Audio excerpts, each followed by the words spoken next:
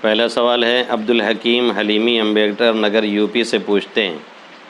مسئلہ یہ ہے کہ رمضان کا مہینہ چل رہا ہے، حفاظ کرام تراویح پڑھاتے ہیں تو جب رکوع اور سجدے میں جاتے ہیں تو آگے والا قرآن پڑھتے رہتے ہیں، تو اس طرح رکوع اور سجدے میں پڑھنا کیسا ہے اور اس سے تراویح کی نماز میں کچھ خرابی آئے گی یا نہیں؟ دیکھیں، ایک تو ہے واقعتاً پڑھنا، یعنی جیسے تلاوت کی جاتی ہے تراویح میں، جیسے پڑھا جاتا ہے قیام میں، ایسے پڑھنا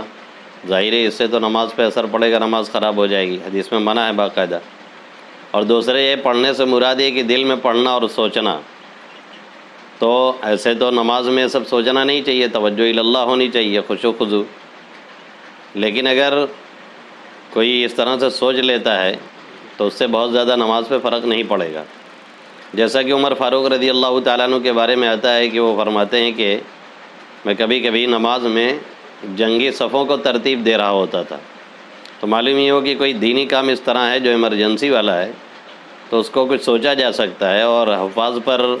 پڑھاتے وقت کتنا پریشر ہوتا ہے اور کتنی